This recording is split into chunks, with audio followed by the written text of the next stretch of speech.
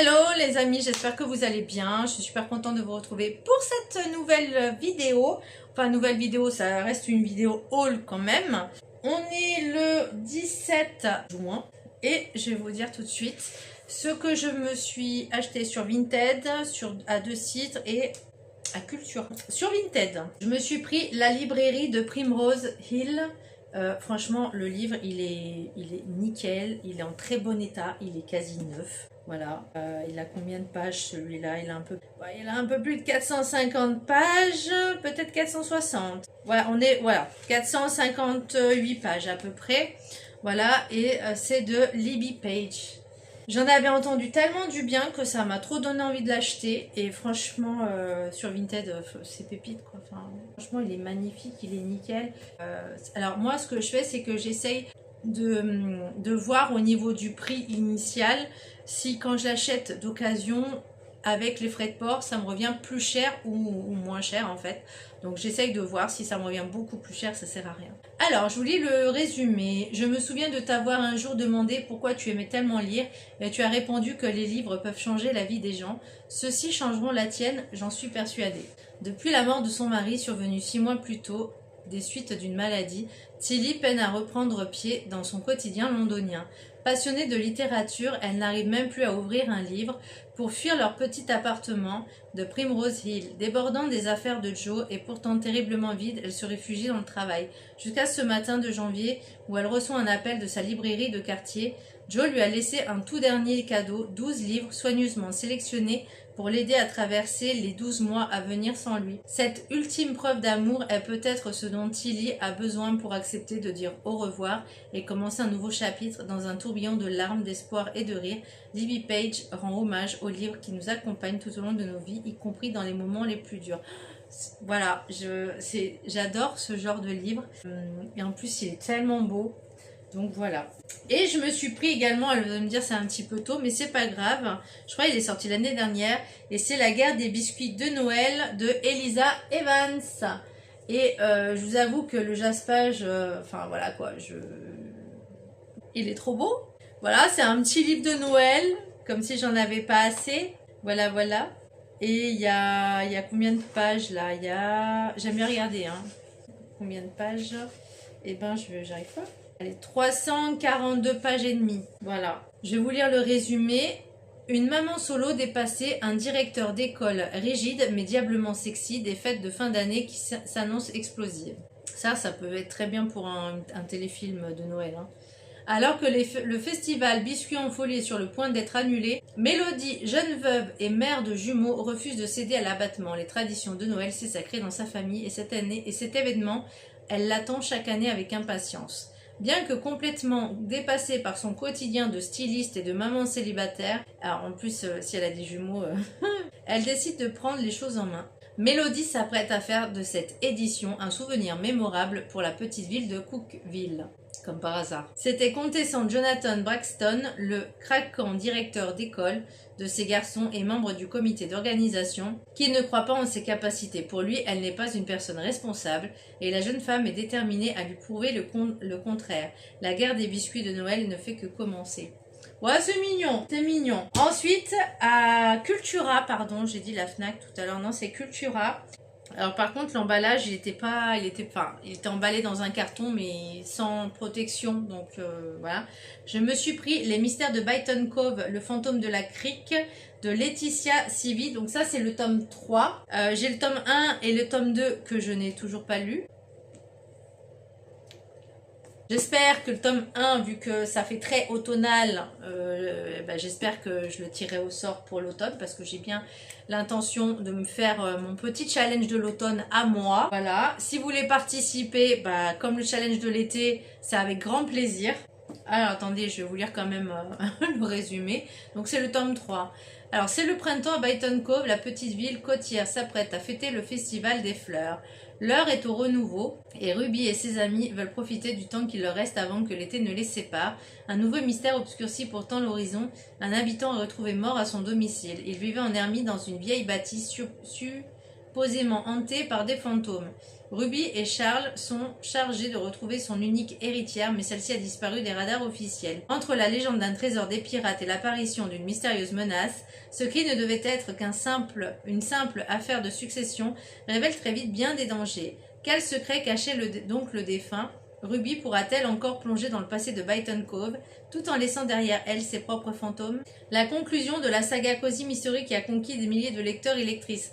Alors, j'espère qu'il y aura quand même un tome 4, parce que bon, ce serait un peu dommage que chaque livre représente un peu, enfin, selon moi, hein, au niveau des couleurs, l'automne, l'hiver et le printemps. Donc, je trouve que un petit Byton Cove jaune, ça pourrait être sympa. Je me suis pris également la voix de Mozabi. Alors, je crois qu'il y avait alors, soit c'est quelqu'un qui en a parlé sur YouTube, soit sur Instagram. Sincèrement, je ne m'en souviens plus, mais ça me donnait bien envie. En plus, le livre, il est juste magnifique. Donc, c'est la voix de Mozabi de Alexiane Delis. Il est juste magnifique. Bon, il n'y a pas de jaspage, hein. Alors, lui, il a combien de pages? Ah, elles sont sympas les pages un peu comme ça là, un peu décoratives. En plus c'est écrit en gros, c'est aéré, c'est agréable à lire.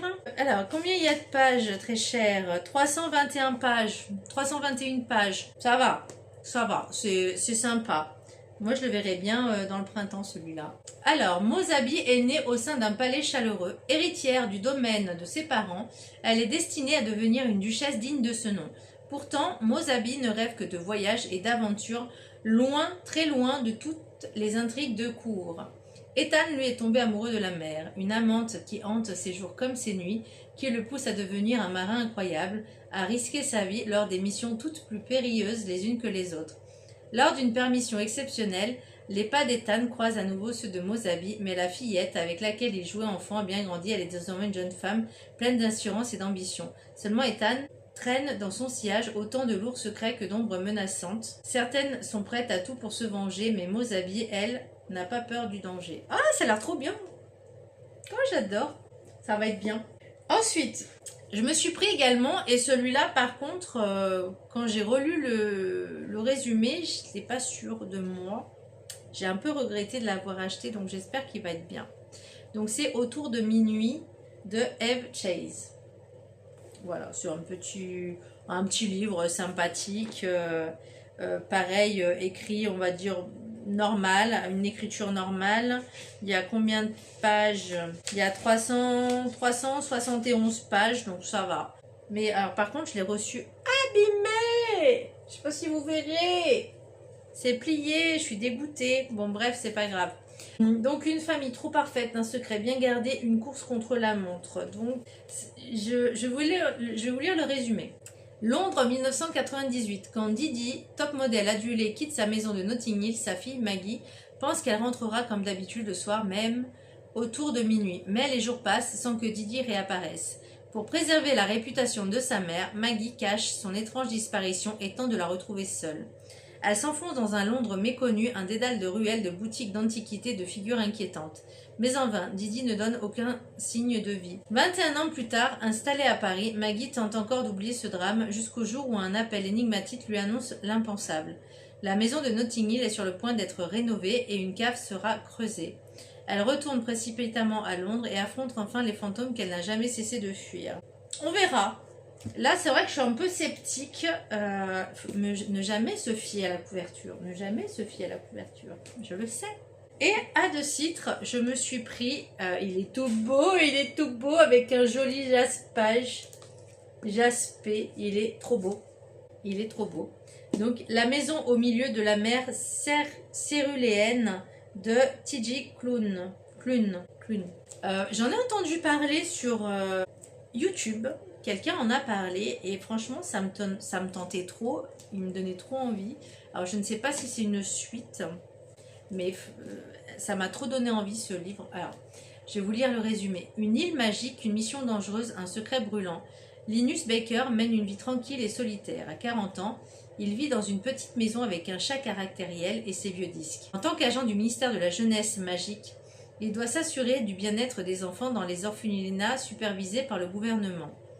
Mais lorsqu'il est convoqué de manière inattendue par les cadres extrêmement supérieurs, il se voit confier une mission curieuse et hautement secrète, se rendre sur l'île de Marsyas, dans un foyer où résident 6 dangereux pensionnaires. Obligé de mettre ses craintes de côté afin de rédiger un rapport objectif sur l'établissement, Linus va vite comprendre que les enfants ne sont pas le seul secret que renferme l'île. Il devra également réussir à cerner le charmant et énigmatique directeur des lieux, Artus Parnassus, qui fera tout pour défendre ses protégés. À mesure qu'il découvre d'incroyables secrets et qu'il se rapproche d'Arthur, Linus va se retrouver confronté au plus difficile des choix, accomplir ce devoir ou écouter son cœur. C'est apparemment, ça serait une romance MM. Alors j'ai un petit peu du mal avec les romances MM ou FF. J'ai un petit peu du mal, donc j'espère vraiment que, que je peux me tromper et que je vais apprécier cette lecture. Mais c'est vrai que quand j'ai entendu la personne le décrire, me demandez pas qui, je m'en rappelle plus, hein, clairement. Mais je l'avais trouvé tellement bien et du coup ça m'avait trop donné envie. Voilà, et ben ce fut tout. Alors sincèrement, je l'ai à peine commencé le livre. Hein. Je vais pas dire que ça commence à me saouler déjà, mais je trouve que la nana de... Alors je sais plus comment elle s'appelle, Anna Green, elle est très stoïque. Faut qu'on m'explique comment, dans un couple, comment tu connais pas la personne, comment tu connais pas ses goûts, comment... et en plus ils sont mariés, c'est ça le pire. Donc il va falloir que je comprenne comment ils en sont arrivés à se marier alors que la nana ne connaît rien du gars en fait, de son mari. Je comprends pas. Elle connaît pas ses goûts. Enfin, là, je pense que le livre, il va me poser pas mal de questions et je pense que ça va vite me fatiguer. Donc, j'attends de voir. J'en lis un petit peu plus et puis je verrai. Hein, mais je pensais que ça allait être un peu plus, je sais pas, un peu plus sympa, mais bon, pour l'instant, voilà, j'en suis qu'à la page 10, 11-10, donc voilà, c'est pas concluant, mais en fait, là, pour l'instant, j'en suis juste que le mari a décidé de la quitter. Pourquoi? Je ne sais pas. Au bout de 2 ans de mariage et qu'elle s'aperçoit finalement que alors déjà elle en plus elle avait rien payé des meubles ou quoi que ce soit, elle a juste je crois gardé le canapé, mais c'est tout ce qu'elle a. Lui il est parti avec toutes ses affaires en fait, tout ce qu'il avait payé lui, il laisse quand même l'appartement, mais elle dit que elle n'a jamais appris à le connaître, donc elle connaît pas ses goûts. Enfin je comprends pas. Comment tu décides de te marier avec quelqu'un si tu le connais pas un minimum? Enfin, je sais pas. Enfin, je trouve que déjà un minimum, c'est peu, mais c'est comme marier au premier regard, quoi. Mais au bout de 2 ans, tu te rends compte que ça va pas. Moi, je sais que je pourrais pas rester 2 ans comme ça. C'est pas possible. Non. Moi, j'ai besoin de connaître la personne avant de m'engager ou à faire quoi que ce soit. Enfin, je sais pas. C'est la base, mais bon, bref. Bon, sur ce, j'espère que cette petite vidéo vous aura plu. N'hésitez pas à vous abonner, à partager, à liker. Je vous fais un gros bisou et n'hésitez pas à me dire où vous en êtes dans vos lectures. Bisous. Hello les amis, j'espère que vous allez bien. Vous m'excuserez, je suis en pyjama. Je voulais juste faire une petite aparté qui suivra la vidéo de haul. Je vais faire un abandon de lecture parce que je n'arrive pas à rentrer dedans. Ça ne m'intéresse pas. Donc... c'est dommage parce qu'au début, il me tentait bien. Il y a quelques mois en arrière, il me tentait bien. Et là, en fait, non, j'arrive pas à rentrer dedans. Il y a trop de pages, c'est écrit trop petit. Donc, et puis franchement, je commence à en avoir un petit peu marre des fake dating, on fait semblant d'être ensemble. Franchement, c'est en train de me... Voilà. Donc, j'abandonne et... on va faire la roue de la fortune. Allez, tac, voyons voir. Donc toujours la même application, Spin Wheel. C'est parti. Allez, parce que là, je sais que je ne vais pas rentrer dedans et ça va me saouler. Donc, alors, ça serait peut-être une panne de lecture. Mais là, je ne suis pas rentrée dedans, là. Non. Menu 1. Ok, donc ça correspond à quoi le menu 1? L'été sera chaud, ok, donc menu 1. Plat, entrée, dessert.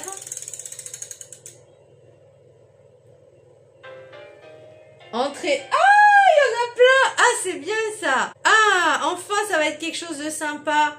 Il y en a 4. Ah, ça va être cool. Ah, ça va changer.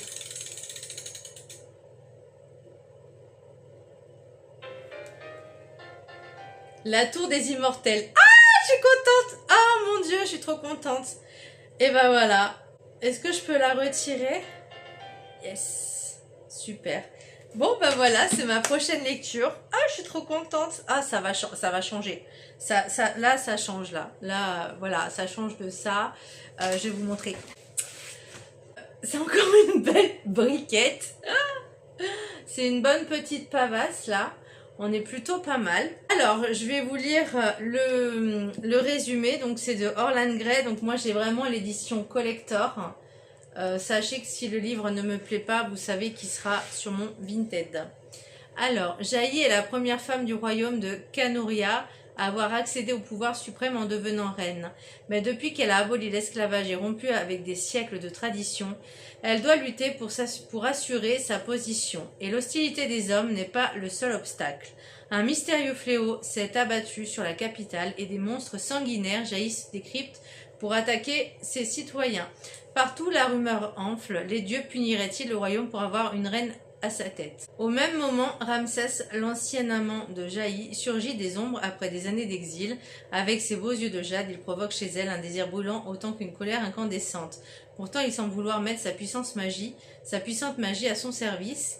Sa dévotion est-elle sincère ou cherche-t-il aussi à la manipuler? Complot, ténèbres et convoitise, une reine du désert au cœur de glace. Sachez que c'est un des livres où j'ai été une vraie pigeonne, où toutes les personnes qui l'ont lu quand il est sorti disaient qu'il est trop bien, il est trop bien, il est trop bien, en plus il est trop beau, voilà, donc moi j'ai acheté, voilà, donc j'espère qu'il va être vraiment bien. Voilà mes chers amis, je suis un peu déçue parce que de toute façon je savais qu'il allait avoir des abandons parce que voilà, je pense que j'en ai déjà pas mal à lire et que si de suite je suis pas hypée par le mood, par le truc, voilà. Donc aucun regret. Je vous fais un gros bisou et je vous dis à très bientôt. Bisous.